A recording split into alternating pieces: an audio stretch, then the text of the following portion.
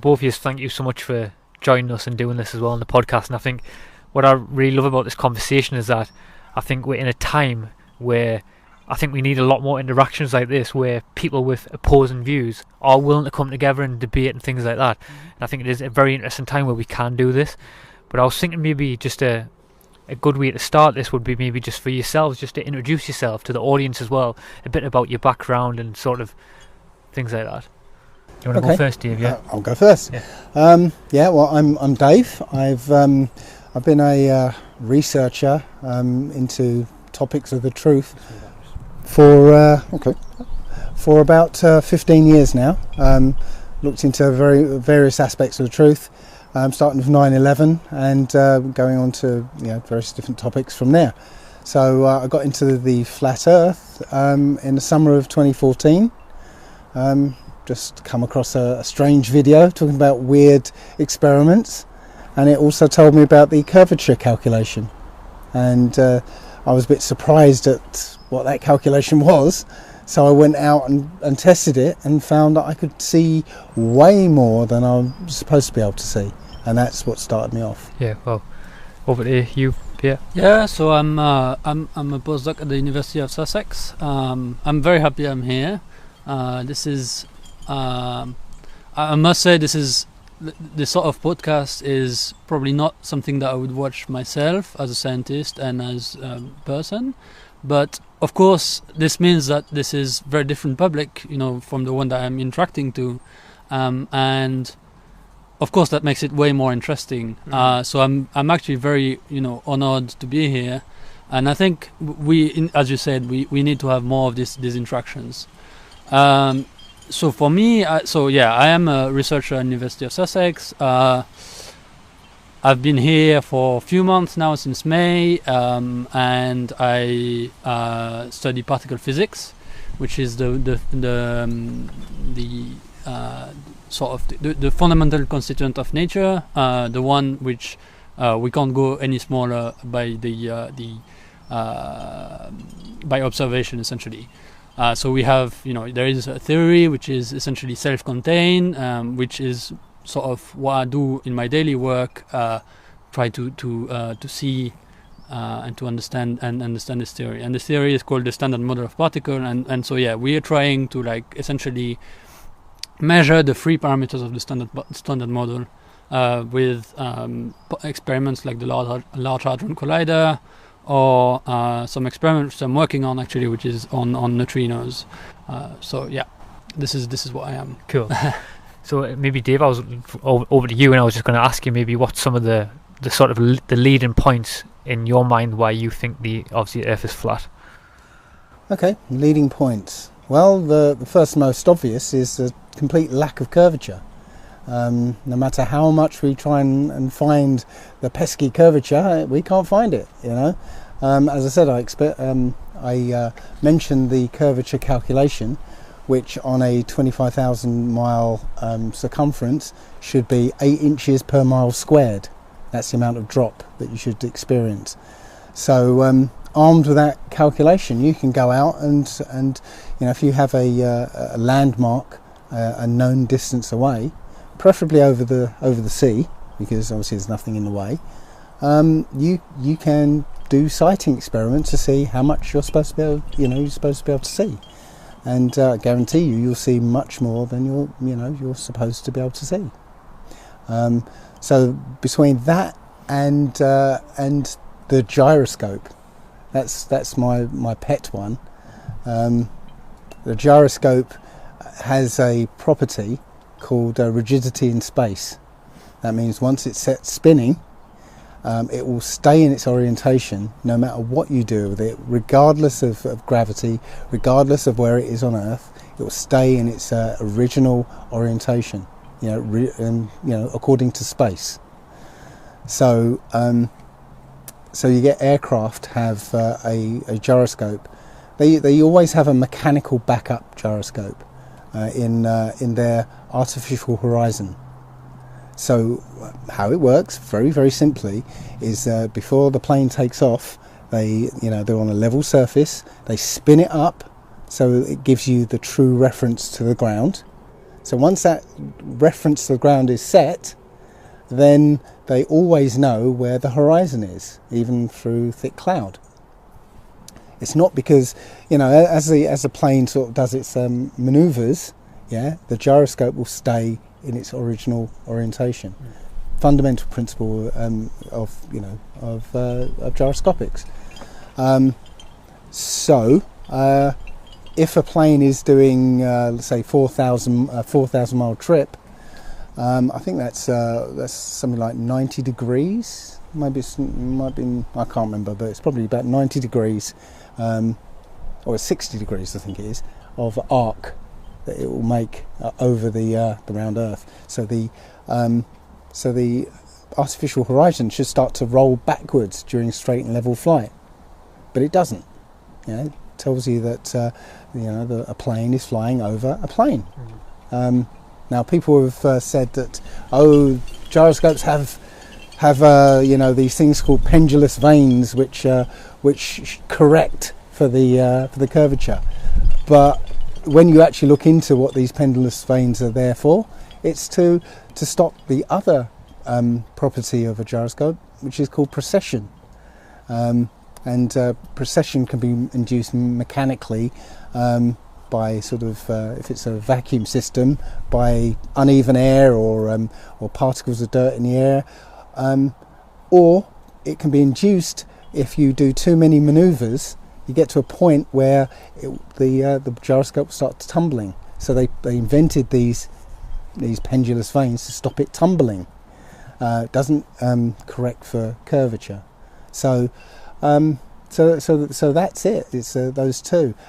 I think I've got to add as well, while I'm on that subject of planes, is that planes, its attitude, an attitude of a plane, and straight and level flight, is determined by the air flowing over the wings. Nothing to do with gravity, nothing to do with the surface of the Earth. If the air is flowing in the right way over the wings, the plane will fly straight and level. If you let go of the yoke of the controls, the plane's supposed to fly straight and level, but sometimes it doesn't. So they have a thing called a trim wheel. So they trim the the control surfaces, so that the plane will fly straight. Okay, so if a plane is flying straight and level over a curved surface, it will start to gain altitude, and the pilot would have to nose that plane down to keep it straight and level. But no pilot ever has to make make changes. They never have to nose down, and the plane will not automatically follow the curve of the Earth. It will fly straight and level according to the air flowing over it. That's it. Yeah, very interesting stuff. So just over to you, Pierre, as well. In relation to sort of what.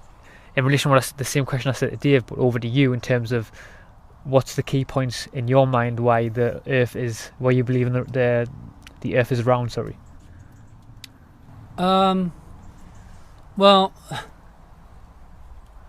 I mean, it's not that I believe in. It's really because it is. I mean, it's not because I don't want to say that in a sense of.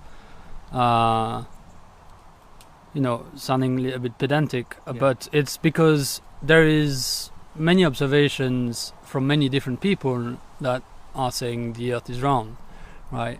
So I have here, I've listed actually the top spatial agencies around the world which have taken picture of the Earth.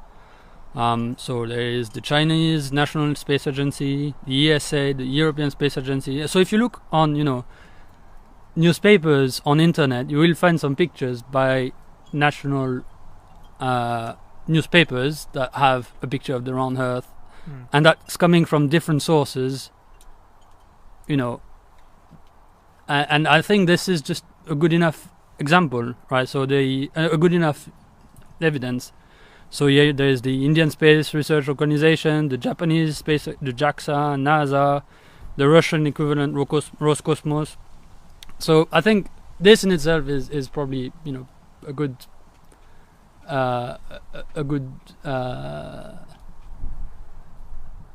proof, right? I mean, I don't really there is.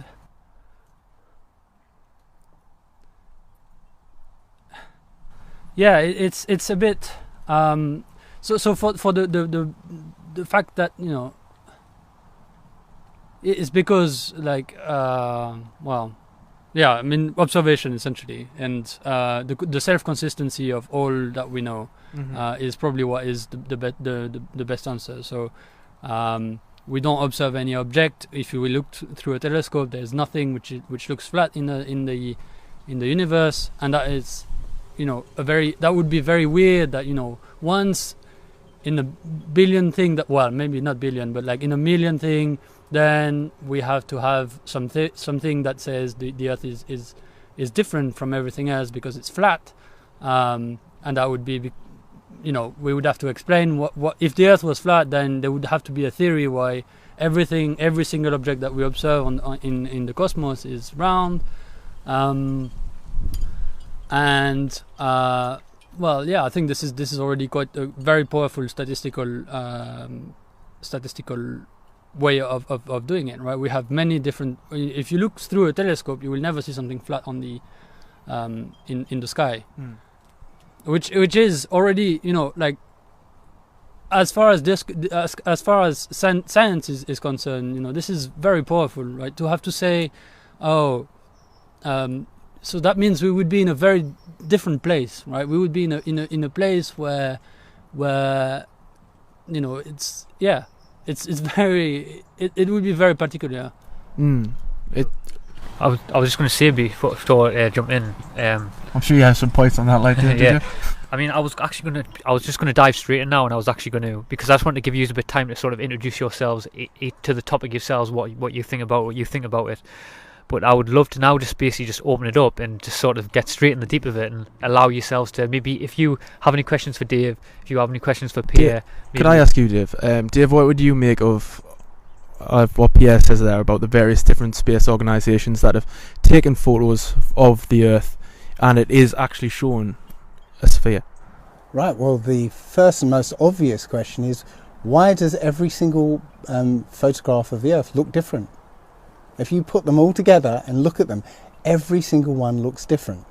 The answer to that is with a guy called Rob Simon, who actually works for NASA.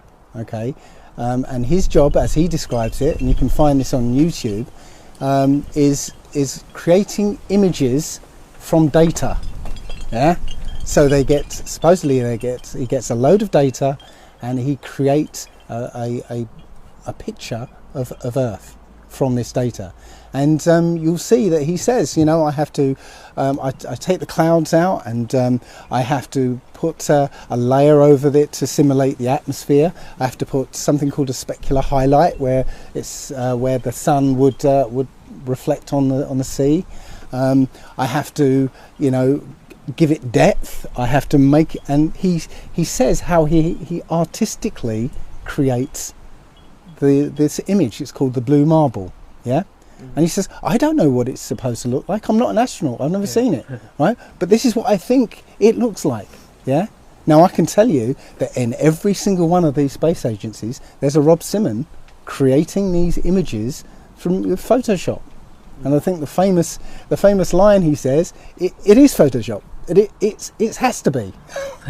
Yeah? So, I'm sorry, every single one of these so-called images from space, right, are not photographs. They're composites, they're made up CGI.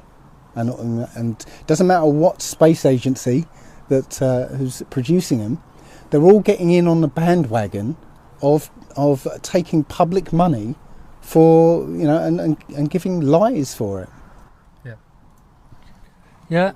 So, I mean, if we look at what we have in front of us, and we would take different cameras, you know, take this one, take your phone, take somebody else's phone, take a big DCR, Nikon, super smart, cool one, then we would get a different image. I think this is really clear, right? So that means technology and what exactly we're recording on the tape is going to make, you know, the image different. And I think this is different. Really how? clear. Different how? As in the number of pixels, the internal resolution, the whatever objective you put on colors. What do you mean? The colours be resolved differently. Yeah, the colors be resolved differently Size because of continents change. Huh? Size of continents change. Well, it's different space. Well, Different space, different. in different. You know, you could take it in around different place, and then right. This is my hand, right? If I look at it in this way, then it will look different, and I'll take a different picture. No, I didn't say different in orientation. I said different size. There's. But it looks different in the size, right? Like if I have it very close, and if I have it very far.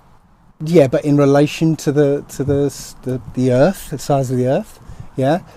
We've got multiple pictures of the United States, for instance, where they're different sizes on the Earth. Yeah, we've got things like pictures of Australia, yeah, from daytime and nighttime with exactly the same cloud formations above it. You know, like clouds do not move apparently. I particularly have a picture, Galileo, which is taking the 25 shots over 25 hours showing the rotation of the Earth. Right. Well, there's some very particular cloud formations on it, yeah, that don't move over 25 hours, yeah. But I've also found a picture taken supposedly of Antarctica from space with exactly the same cloud formations, yeah. They're using a cloud map. So I'm sorry, what? So if I had to do this, right? If I had to make clouds, then I would use a random number generation, and there would be no possibility of having the exact same clouds. What I think is happening is, yeah, it looks quite similar, but to be honest, I also have the impression, as you said, those images can be photoshopped, then I think you might be looking at Photoshop pictures as well. Sure, but go to NASA, download their big blue marble image, and then you'll find on that image what they call clone stamped clouds. Yeah. So in Photoshop you have a tool called the clone stamper. Yeah, where you sample a part of the picture and you can stamp it in various places. Yeah. So you'll find that most of that image is made up of clone stamped clouds. You can get it, download it yourself and find it. Nature doesn't create sort of multiple versions of the same cloud. Yeah. So sorry, I was just you go ahead, right, Ed. I just also, the other thing about the blue marble, so I don't know what is blue marble, but there is also a whole part of science which is very important, for me and for the weather forecast and all of this, is predictions and model building, right? So I'm not sure what is exactly blue marble, Matt, but I have this impression that you're talking about some people trying to replicate, the behavior of the Earth, the behavior of like how clouds are moving, and how, sort of like the system of the Earth, right? And that is, at the end, that gives us something which is probably really close to what we know as the system of the Earth round us and something like that. But this is just a model simulation, and the reason why we do that is we want to try to infer what is going to happen, for weather, what is going to happen for climate change and things like that. So this is, there's, science is about trying to understand what we see, right? So there's the whole part which is observation, and we have to observe what we see and taking data. But there's another part which is we have to predict which model can actually fit this data, can make it look like what we are seeing, right? And this is what the whole area of model building. And I'm not surprised that there is somebody like that in NASA who is actually whose job is actually to make the Earth, create a simulation of the Earth, right? Because this is what is being used. We want to have that, right? We want to have this sort of things and have a complete understanding, because if we can simulate it and then observe the exact same, and take a picture and take the exact same picture as what we've simulated, then that means we have a complete understanding of the system. We're not talking about a simulation, okay? in 1972, the only image that's supposedly a photograph of the Earth, was taken by, I think it's Apollo 17, right? It's the only one that is ever acknowledged to be an actual photograph. Now there's footage from Apollo 11 showing how they faked, seeing the Earth as a ball in space by turning off all the lights in the cabin, having the porthole in the spacecraft, be the circle of the Earth, the Earth filling up the whole porthole, and then putting a piece of card in to represent the Terminator, That was them faking a photograph of the Earth from space, okay? So the 1972 image is suspect, okay? So NASA basically says that every other image, including the blue marble, which is just a photograph, it's not simulation, it was just there to create a photograph, supposedly, every other image that NASA puts out is CGI. Yeah, but it's not only about NASA, right? Well, there's Chinese, all European, the others Indian, too. Japanese. All of the others too. They're all getting in on the act. Why would there be this sort of conspiracy? Why? What would these people gain to do this sort of things? On the really base level, okay, NASA gets something like 58 billion. Was it 58 billion a day, or something? Oh no, 52 million a day. $52 million a day. Okay, that's enough of a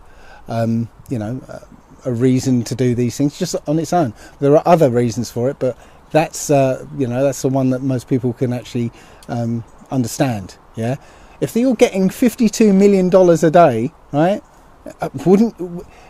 Wouldn't you fake it if you can convince people to give you $52 million a day, and all you have to do is give them photographs? Yeah. Yeah. Is that? Well, I mean, because this is getting a little bit into politics, so I just want to take a step back because right, this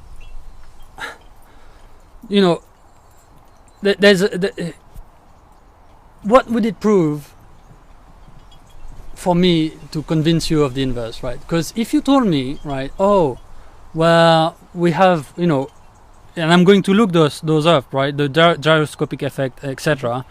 Although I doubt that this is going to, well, okay, I can explain this later.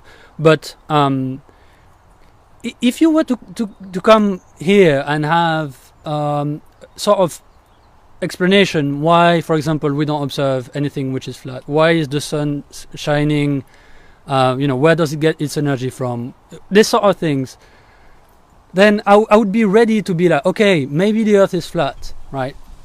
But the thing is, and that is because what I believe is science is falsifiable, right? So this is from this is maybe a bit pedantic, but this is from Karl Popper, all right, which is a philosopher, and he wrote that in The Logic of Scientific Discovery in 1959. And so, it's like science has to be falsifiable. So sometimes, we get it wrong, and then somebody comes up with a great idea, and then the whole paradigm, the whole way of thinking of science just changes, right? But that NASA fake photos doesn't really change the way science is. Nature doesn't really care about NASA, right? It's not like, all this is like, this is all, upstream political. All of this doesn't really change the science of it. NASA's not there to change science, though. It's there to change the minds of people. That's it. It's not there to change science. Well, sorry to interrupt. Yeah, no, well, I mean, this is kind of what I wanted to say, really. Because, you're saying the lack of curvature, right? Okay, let's say you cannot see, you're talking about this, well, I'm assuming is like you put something which is of known height, and then you go somewhere far, and then you try to see whether you can see this one with spectacles or something. Is that?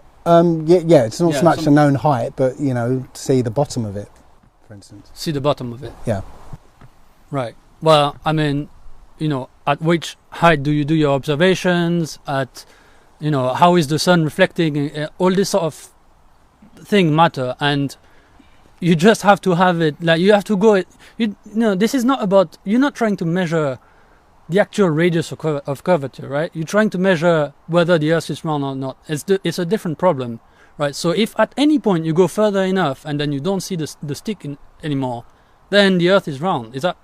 Well, absolutely not, because you can do an experiment yourself. Get a camera, place it on the ground, yeah, and on a flat surface like a basketball court or something, yeah. Walk away from that camera, and you'll find that your legs disappear, and up to your knees will disappear. No, but I mean, that's just no. This is how perspective works on a flat surface. Yeah. Right. We're told this is the 500-year-old proof of the flat Earth. So on a football ground, for example. Mm-hmm. So I mean,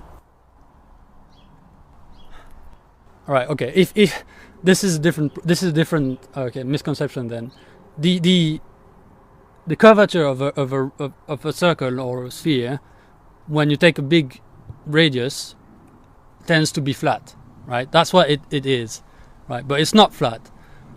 So it's kind of like measuring the curvature of a marble and measuring the curvature of a big, whatever, helium balloon or something. Then you will find it like much smaller, right? Like an ant on a beach ball or something. Exactly. So at this distance, especially of a football ground, or that is just not relevant. You can't measure, because the but that's the not displacement would be like much that's smaller. not what I'm saying about that.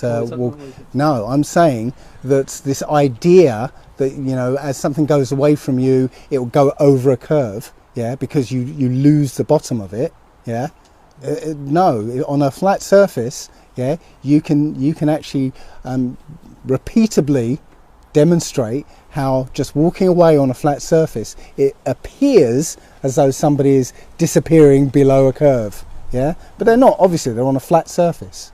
Yeah, I've done a couple of videos that show that effect. Yeah. So I mean, right. Let's. We're next to Brighton, so I guess I have to say that. If we all go to the I-360 and then climb on top of take the big ride and go on top of it, why can't we see the Eiffel Tower? Because we can only see a certain distance. We've got atmospheric effects that mean you can't see. If you live in California. No, but okay, let me just give you an example. If you live in California, yeah, you get the weather report in the morning. You get as along with the weather report, visibility 10 miles. Yeah, it's not because of curvature or anything. It's because the atmospherics limit the distance you can actually see. Yeah, but you could design some experiment where you have a laser and you shine it from the Eiffel Tower, and you could have telecommunication like this. Boom, you don't need to have satellites. Well, you don't need to have satellites because, again, we have line of sight communications, which, again, should be hidden by the curvature. Yeah, there was an experiment. Yeah, so satellites do exist, right? No. We have line of sight experiments with. There was an experiment in. There's a horrible video, a horrible documentary, but they used. I think it's called the convex Earth, and they got scientists from South America. They did an experiment where they were sending a Wi-Fi signal over a distance. I think it was 50 miles. Where it should have been hidden. Now this Wi-Fi signal is line of sight. Yeah, if it's blocked by anything, you won't get. Where did the Wi-Fi signal go? Sorry, they were beaming a Wi-Fi signal from one station to another. There's a frog down there. Beaming a Wi-Fi signal from one station to another one 50 miles away. Right, the curvature should have blocked that signal. It's Wi-Fi, line of sight. Yeah. Well, it depends on which height did this. Radio. It's radio. It's line of sight. It can't go through the Earth. Yeah? No, but it depends on which height you. Well, no, they were doing broadcast. it, the height is taken into account. You can go online and get the Earth curvature calculation. One of the parameters you have to put in is your eye height. Yeah, so it's taken into account. Okay, I've got pictures of the White Cliffs of Dover from Calais or Boulogne. I can't remember. Boulogne, I think it is. Yeah, it's 31 miles away from the White Cliffs of Dover. Yeah, the eye height is 30 feet. Yeah, that's where the picture was taken. And with the Earth calculator, the cliffs are way higher than that. I know. But with when you can you plug see the base of the cliffs? When you plug those figures in, yeah, it should be 353 feet should be hidden. Yeah, the cliffs are 350 feet. Yeah, and yet from that picture you can see the base of the cliffs. You can see all of the cliffs. Yeah. What I'm saying, I'm not making stuff up here. Any of us can go out and do our own experiments. Yeah, plug in the figures into the calculation and see. No, I'm not supposed to be able to see that, but I can see it. There it is. I think this is a different problem, right? There is one question is whether the Earth is round or not. The other is what is its actual radius. All right, I think I can and trying to measure the having like some actual numbers and figures that you put in those calculations, right, is actually quite complicated. It's not because the radius is so big, then you need to have like very precise instrument to do this sort of measurement. Not really.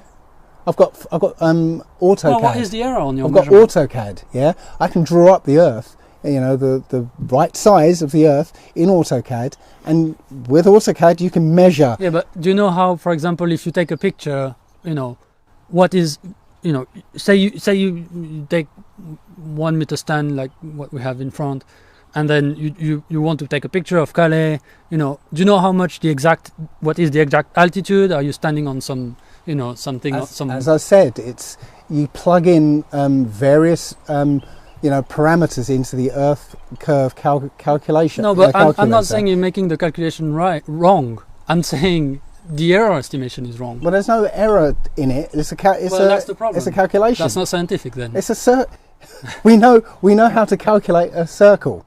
Yeah. No, I know how to calculate. Yeah. There's no problem. There's no problem, right? The problem is like if you take a stand and take a picture, right? What is the actual height at which you're taking that picture? That is very important when you're trying to make this. And I'm trying to say, included in the calculation, right? I said 8 inches per mile squared. Yeah. That's the base calculation. But you can go online, and this Earth curve calculator. Right, one of the parameters is what's your eye height, what's the height of the target, yeah, what's the distance of the target, yeah, and you plug that in, it tells you what should be obscured even from your eye height, yeah, and again you can take that into consideration. But what is the error on your eye height? Like, what is your error? Like, what is it, plus or minus 10 centimeter? Is it plus or minus 2 meter? Is it plus or minus where are you standing when you do this sort of calculations? Okay, when you do the calculations, you go to sea level, because as I said, most of sea level, but you have tides. What do you actually stand on the beach? Sea is level, no matter where it is. Yeah, the sea. That's why it's called sea level. Yeah, water finds its own level. Yeah, but so if you go down to the beach, yeah, and you measure up from sea level, no matter what the tide is, yeah, because the water's going to be level. The tide is the same opposite. Right, it's going to be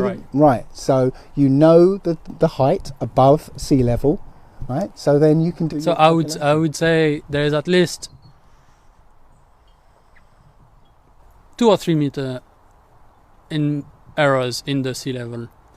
Okay, let's assume you're right. Let's assume you're right. 2 or 3 meters. Yeah, but your eyes. What is your eye height? Right, the eyes is that. Sorry, I missed what your eye height. Yeah. Right, is 1.5 meter or 180 centimeters or something. Okay. Right, so the error is already bigger than what. No. Is that not true? No, because as I said, you plug in the actual eye height. You measure your eye height above sea level. Yeah.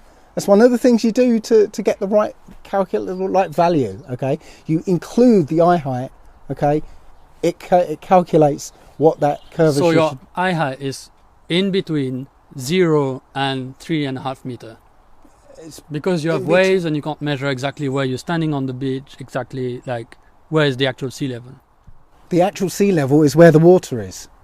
Right? Water finds its own level.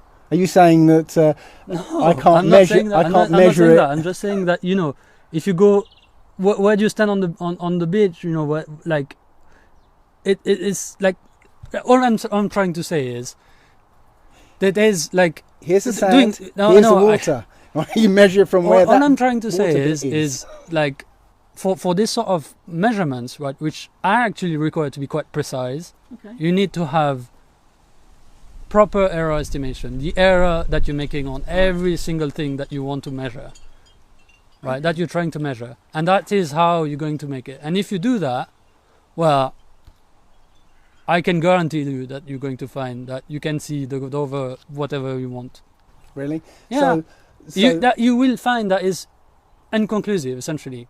Yeah, no, that's what you're saying, yeah. But, yeah, I mean, but as I said, we can go out. You can go out, and with you know, unless you want to do the scientific thing and fudge the figures, yeah, add in a constant, yeah, which you know, scientists will want to do. Oh, yeah? I mean, add in a constant. Let's add in an error constant, and we can see the error constant is inherent into science, right? We can't do science if there's no error calculation. That's just. I'm sorry. We have to have that. If we have a circle, right? We have a point above the circle. You know, we have known distances. I'm not saying that there's no error. I'm not saying that AutoCAD is wrong when it's calculating the circle, the radius of the circle. I'm saying when you take you take your measuring tape, that might be a little bit wrong. Again, water finds its own level. So where the water is at my feet is the same place the water will be. You know, that's why you get like you can test this with a clear tube. Fill it with water. Yeah, you sort of mark where it is. You know, in one place. Take the tube half a mile away. Yeah, it's going to be exactly the same place. Right? Water always finds its own level. Right? So you know, if I'm measuring from the water here, it's going to be the same wherever. Yeah. Is there any other maybe any other questions you would like to ask each other as well? Maybe just draw a line on that one for now. I would like to address saying that you know, why is the Earth flat and everything else in the sky round? Yeah.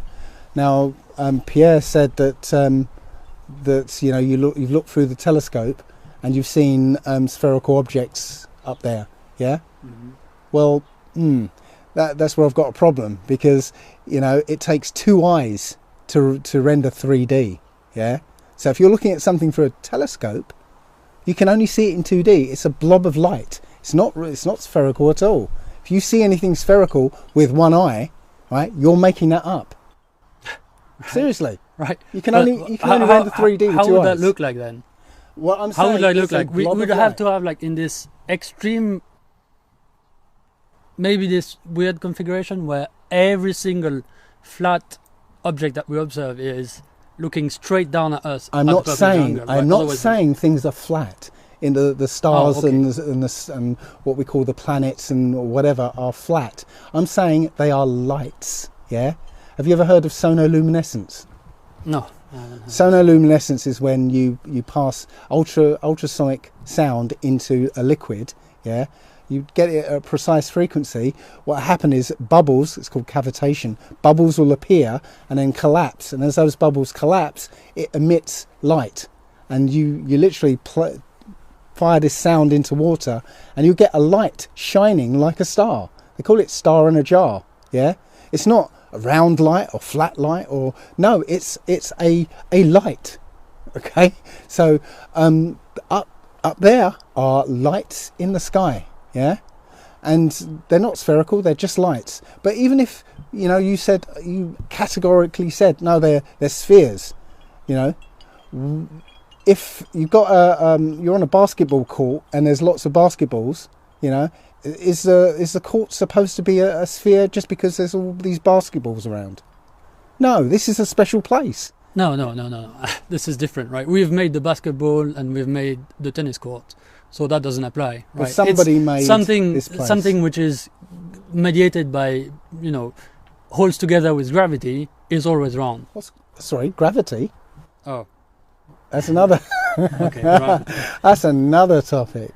Okay, yeah. I mean, go ahead, because I'm not sure. Because well, maybe I'd have to explain that. But on a flat Earth, right? If there is a gravity, then you're attracted towards the center of mass, and the center of mass is in the center of a disk. So it's like literally, in the center of the disk. And as you move, on the side, then if you're attracted towards the center, then that means the gravity starts to pull you, in a slanted way, essentially.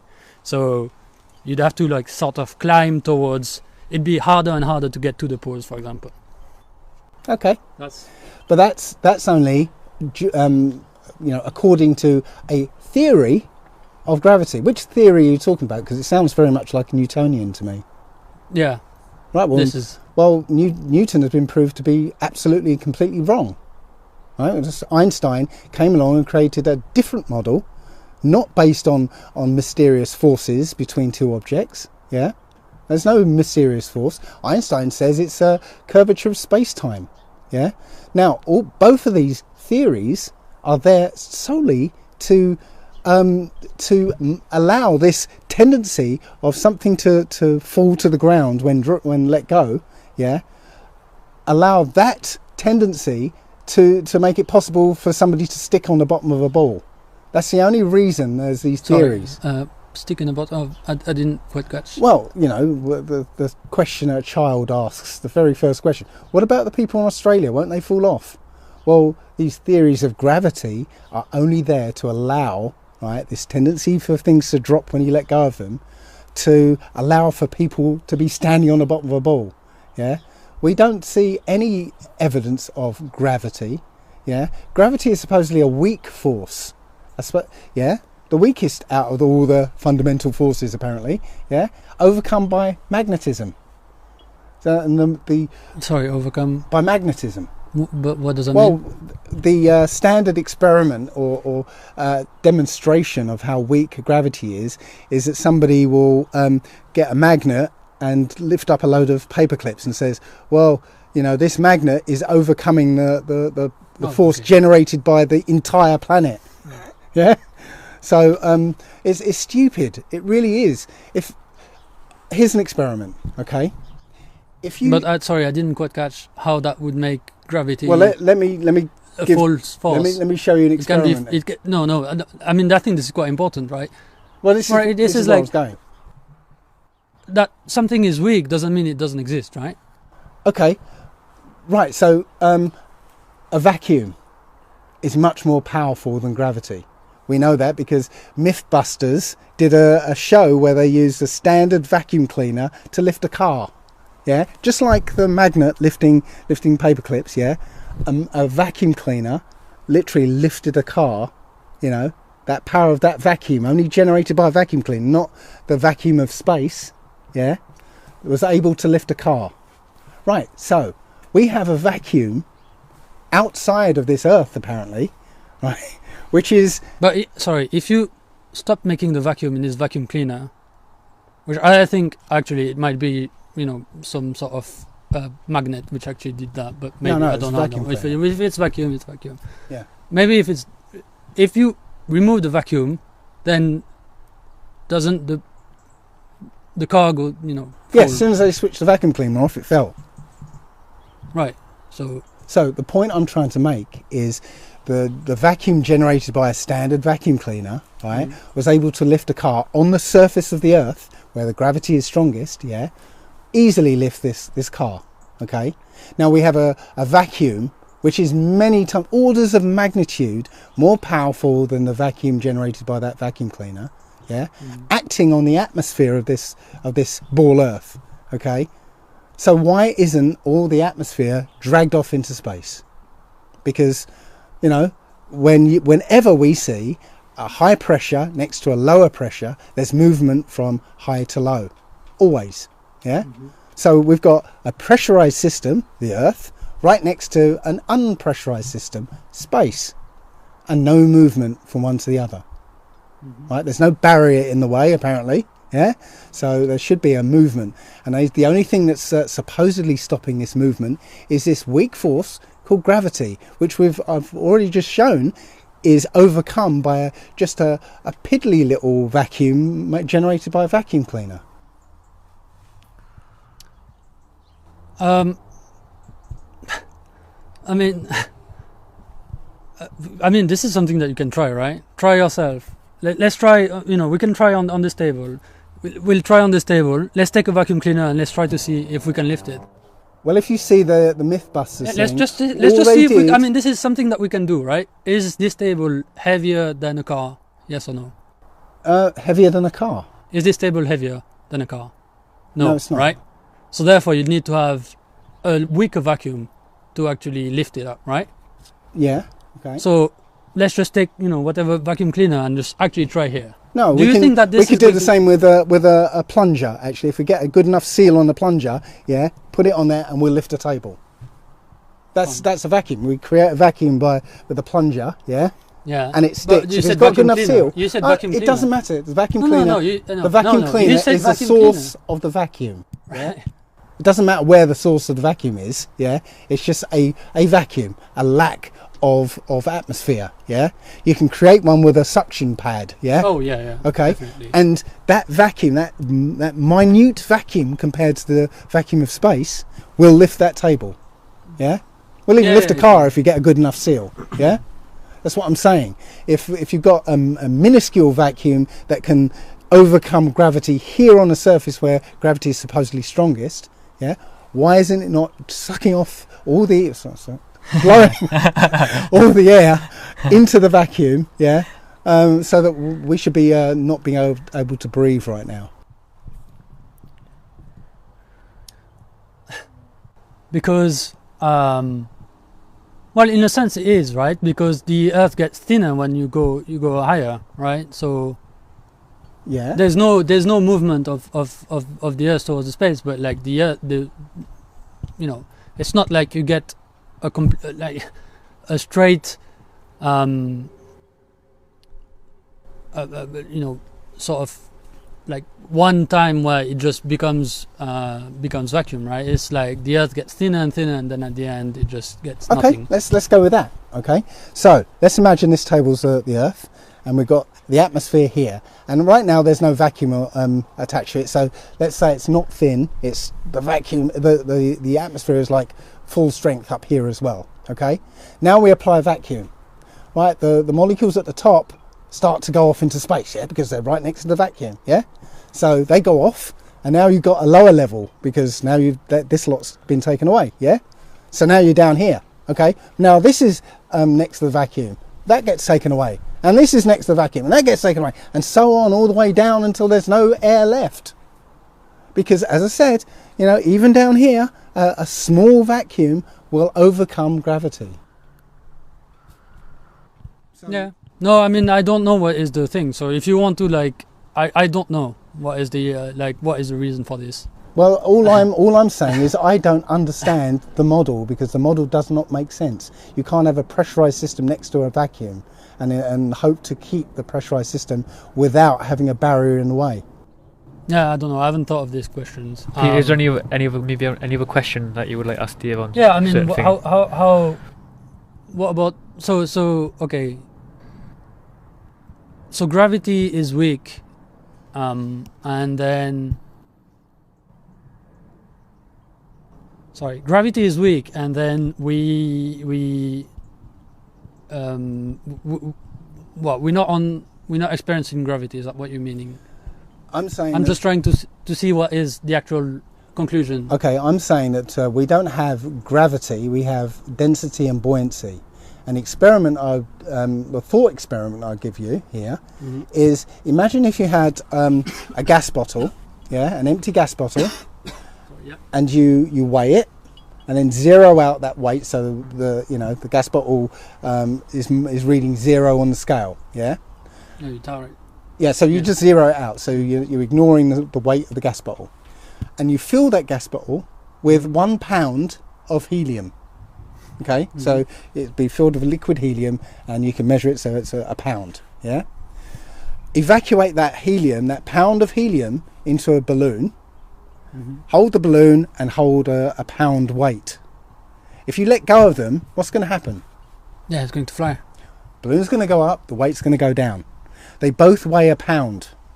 They both have, this supposed force of gravity, exerting exactly the same. Just that one's less dense, one's less density space. Still weigh a pound.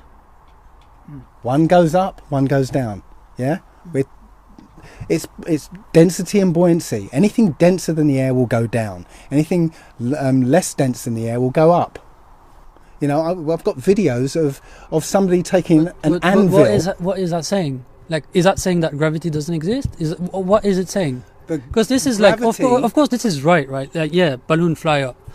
No, I'm saying a pound weight just happens to be helium. Yeah, it doesn't matter what it is. Yeah, it's just that the helium is less dense than the air. But it still weighs a pound. Sorry, that's just still weighs a pound. That doesn't. I'm trying to understand what is the actual conclusion of this, because you're trying to give me some explanation. What is gravity, or you're trying to tell me like why is gravity so weak? But that doesn't explain me. What do you do? Like, does that explain us like how, if we go on to the poles of the Earth, we get like non-uniform gravity? No, right? We don't see non-uniform gravity. Yeah, right. Yeah? That's the reason. So that is a good reason why the Earth is not It's just your model. Your model says we're on a ball, and it's gravity is pointing to the centre of the Earth, no matter where you go. I'm saying, we're on a flat plane. Gravity. There's only one down. There's only one down. There's one direction, which is. And there's one predict like one sort of fundamental direction, which is down. Yes. Okay. And it's governed because of density and buoyancy. Yeah. Okay. That's it. And if you went to the Einsteinian model, the Einsteinian model is a curvature of space and time. Yeah. So you have a massive object, and it's curving space, so that if you try and go past it, space itself is curving towards the Earth, say. And you try and go past it in a straight line, you'll curve towards the Earth, and that's why it's not really a force; it's literally a curvature of space. Yeah, well, that's really interesting. But what actually causes the movement? Yeah, sorry, what the movement? The movement. No, Einstein's describing a curvature of space that says if you try and go in a straight line past the Earth, you're going to curve into it. Yeah. You're still going a straight line. It's just that space itself is actually curved. Okay, that's his model, right? No, so you're going to be deviated. Like you're going to have a deviation from gravity, right? No, that's what I'm saying. They use an example of having a bowling ball on the middle of a trampoline. Yeah. And if you roll a marble next to it, in a straight line, the marble starts to curve towards, and it ends up sticking to the basketball, right? Great. But it doesn't tell you what provides the movement, okay? Because if you put if you're putting a marble next to, and you don't push it, you put the marble next to or near to the bowling ball, yeah? Well, in that model, it's actually gravity, the fact that we're on Earth and there's a downwards direction, that's providing the movement. Yeah? Well, I'm saying that Einstein's saying it's just lines of space. It's not telling you what's providing the movement. If I drop something, right, well, the lines of space say that, near the Earth, everything's going to point downwards, yeah? So if you try and but it doesn't tell you why it's going to move. Can you see what I'm saying? Yeah. It's telling you about how space is curved, but it's saying there's no explanation for the actual attraction or the movement. When I let go, right? Well, if I was to throw it, it will follow a line of space that way, yeah? But if I let go of it, what's causing the movement?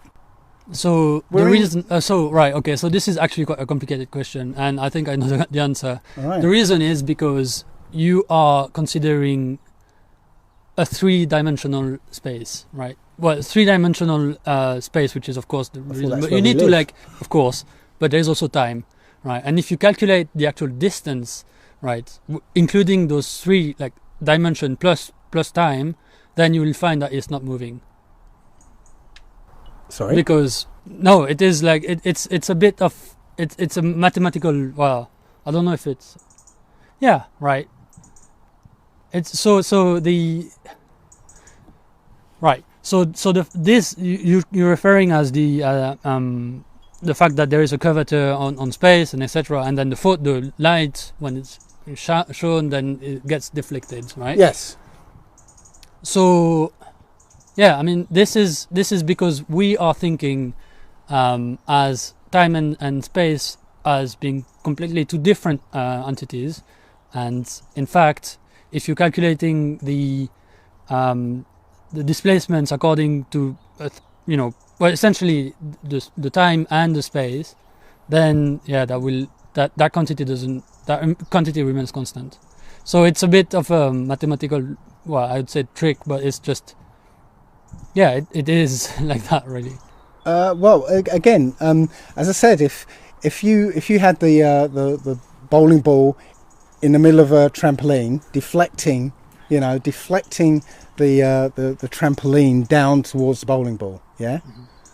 Well, let's say it's in space. Let's imagine there is space, yeah, and that trampoline is in space away from the Earth, okay. So now there is no Earth pulling that marble down toward, yeah. If you put the marble next to the right next to the bowling ball, it won't move because there's no tendency to go downwards to make that marble move towards the. Can you see what I'm saying? Yeah, yeah. So Einstein's theory of space-time. Is this trying to actually say that? Because I mean, we see stuff falling on the Earth all the time, right? Yes. So, what's the problem? And gravity is just a theory to explain why people can stand on the bottom of a ball and not fall off. Yeah, that's all it is. I'm trying to tell you that these theories don't work. Yeah, the curvature of space-time, allows for moving objects going near something where it's deforming space-time. Yeah, a moving object will go towards it. Yes, fair enough. But if that object isn't moving, there's nothing in Einstein's model that will account for the actual motive force, the actual thing that causes the object to move. Yeah? Does that so in Einstein theory, the object doesn't move. That's what I'm trying to say. But I can grab your pen and drop it and it's moving. Yeah, because it's because some time component. Sorry? It has, because the way you're calculating distance is different than the way Einstein calculated distance. Oh, so I'm only. It's just so when I drop it, it's just an illusion because I've done my sums wrong. Is that what you're saying? No, no. I'm saying the way you calculated the distance, which is probably x, y, and z, is just not the way Einstein calculated distance. He calculated with the time, and if you do that, then you will find that this one doesn't move.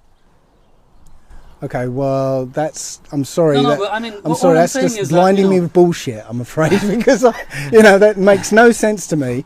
I don't know if I've made myself clear on what I'm talking about. The lines of space-time. Yeah, I mean, Einstein theory is really complicated, and I'm probably not the best person to explain it. But I'm pretty sure that this is the way this was done.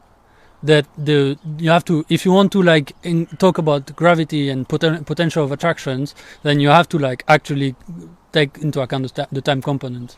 Right. Well, should we move on to something else? Okay. Yeah. Is there anything else? Any question that you want to really ask each other? That's something on your mind? No, I'm. So what else? Yeah. All right. Okay. So we have this direction which is downwards. Where does this come from? As I said, buoyancy and density. Yeah. Normally, if you get an anvil, yeah, one of those big metal anvils, yeah, and you let go of it, it's gonna hit the floor pretty quickly. Yeah. If you get a metal anvil and drop it in a bath of mercury, guess what? It floats. Doesn't go down. Yeah. Somehow it's. But that's not a theory, right? Do you somehow agree that the this is mercury. No. Like you're getting examples, right, of what we see and we can observe, but that's not an actual theory of why we I stuff think flowing that's going what down. science is, isn't it? No. You observe stuff. No, we observe make- things and then we try to explain it with some sort of mathematical concept. Why is stuff going down? Not mathematical concept. Or Mathematical like some is theory. just a tool. What I'm well, saying. it is. What I'm saying is that I'm seeing effects. I'm giving you an explanation, right? What is the Density and buoyancy. Anything more dense than the air is going to go down. Anything less dense than the air is going to go up. That's it. You don't need a mysterious force or curvature of space-time to explain it. The only thing, that you do need a curvature of space-time or mysterious force is to explain how people can stand on the bottom of a ball. Okay. Yeah. Okay. I mean, yeah, but okay. Well, all right. Next topic. No. I I mean, like. I mean, if people are satisfied with this sort of explanation, then I guess it's fine. But like, that doesn't still explain. That explains why stuff should float, right? Buoyancy. Density explains why it goes down. According to what? Like, Well, what is like? I don't understand. What is the actual force that makes us go down? That makes my pen go down? It's not. Doesn't need a force. It's What is- density. It's just, you can see the same thing. If you get just a balloon with air, put it on water, it will stay on top of the water. Yeah, but there is an actual equation that can calculate the buoyancy of something, right? A boat floats on the water. Because of balloon density. goes up. Because Right. of density. No. There is some actual mathematical concept that can say, oh, it's the pressure of the earth and the pressure of the water. Under It's the pressure of the medium. right. Around the. Which is different, in the case of a balloon, from the top to the bottom and etc. And that makes it, go up. But there's no theory that say what is this stuff making it go down, which is what gravity gives you. Well, right? if you accept that a less dense object, something less dense than the air, will go up, then you've got to also accept that something more dense than the air is going to go down. Right, let me try to continue then. So it's more the air is more dense on top, and then therefore it's less dense on bottom, and then that makes us go down, and then you can calculate like some sort of negative buoyancy or something. It's like more simple than your calculations. It's very simple. If you fill a balloon with water, and put it in the water, it'll have a neutral buoyancy. It'll just kind of float.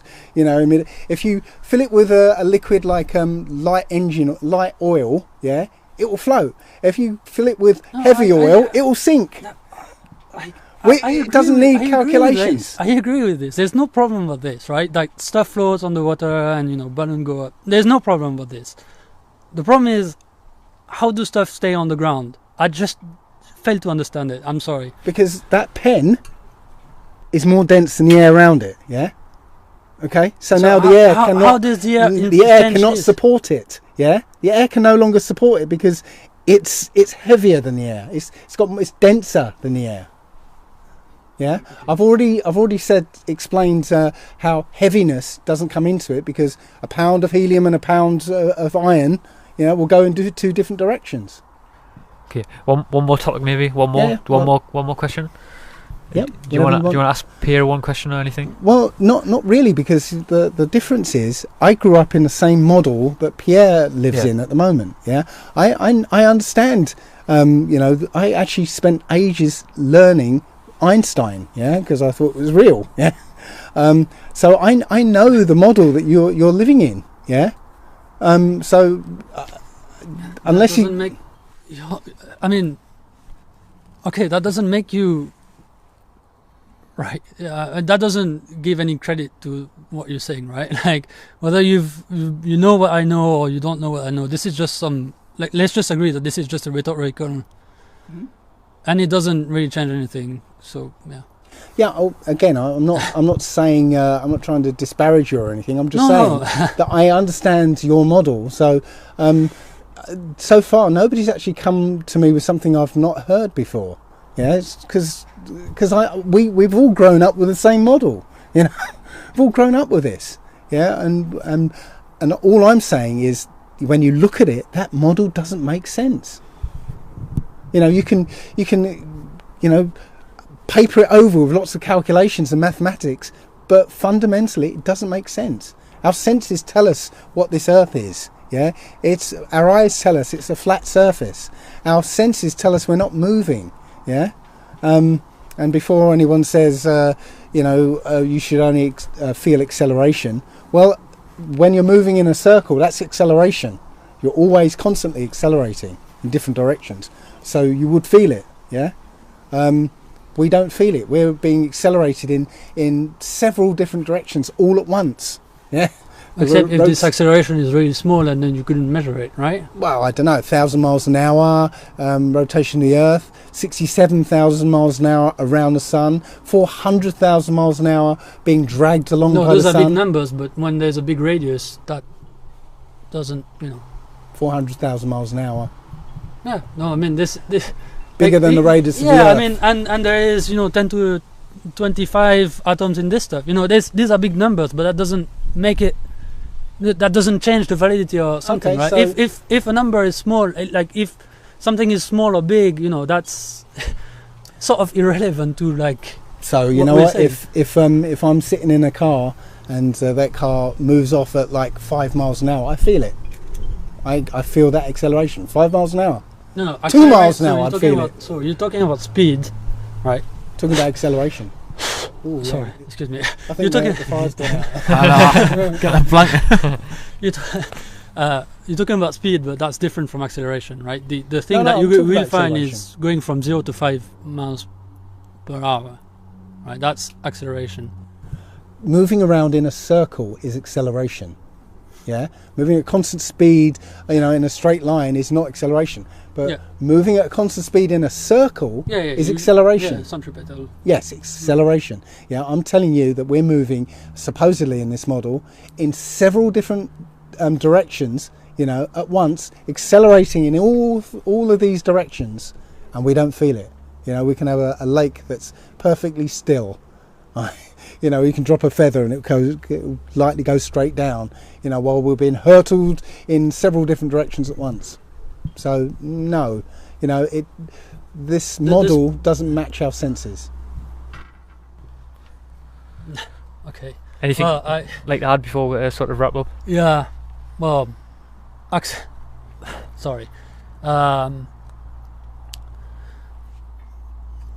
What I'm trying to say here is really that there is acceleration. All this, whether it's this is sort of connects towards to the actual fact that the Earth is round or not, right? The fact that we don't feel the acceleration, one explanation could be, and in this case is that the acceleration is too small at the point where we're trying to measure it, right? We can do that, right? Like if I'm in a car and I have something like accelerometer in my phone, and I accelerate very, very smooth, then I won't feel the acceleration, right? So this is one possibility, is that this is real, right? So we have to agree that like some of the science experiments that we're discussing here have very, very big scientific bias and errors that you need to take care of, but that you need to take care if you want to actually calculate what is the actual acceleration at which we should feel, because we're doing this, and there is the Coriolis force and etc. So this has been observed in the for climate and for weather, but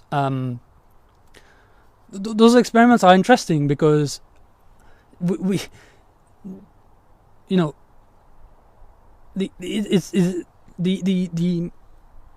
the person who is measuring it, or who is measuring these sort of things, has to take care of the uncertainties. So whatever you're measuring, whatever is been it's not about the radius of something. Radius of something is that everybody knows. All those equations. People know exactly what is the. You can know exactly what is the radius and the curvature, etc. But what you're using to measure, that can be a little bit wrong. And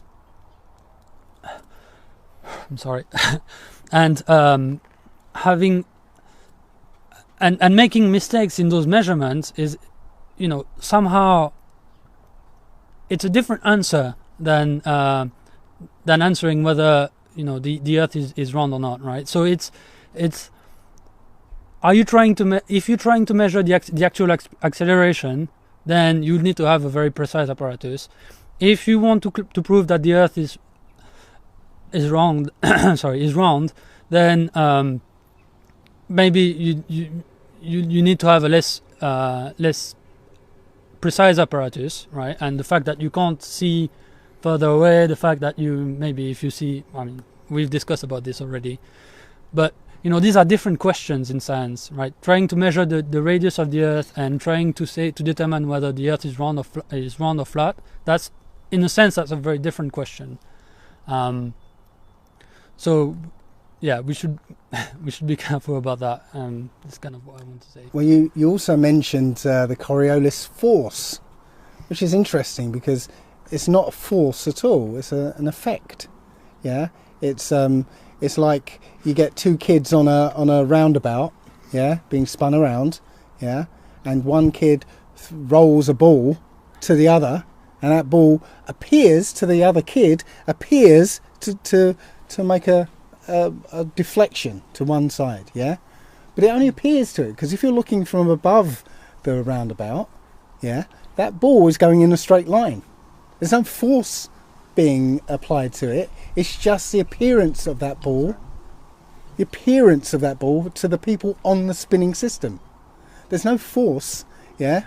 So the idea that this Coriolis effect, yeah, can change the direction of hurricanes, yeah, it's a lie because there's no force involved.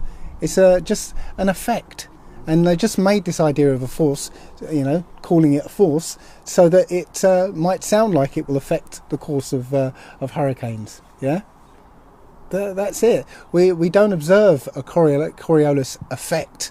They say that snipers have to account for the curvature of the Earth because of not curvature of the Earth, but the movement of the Earth. Yeah, because it would deflect the bullet one way or the other. But no, we don't see it. The only reason that bullets sometimes do follow a slight curve is called the Magnus effect, which is bullets are fired from a rifled barrel, which make the bullets spin. Yeah, and when a spinning object is moving through air, it'll be deflected. Just like David Beckham can kick a ball and put spin on it and allow that ball to curve around in a circle, in a nice, neat curve. But yeah? Those effects could happen, once again. The fact that this effect exists doesn't really change the conclusion whether the Earth is round or not, right? That particular thing tells whether the Earth is moving or not. Well, sorry, moving or not. Yeah, well... this sort of thing could happen, right?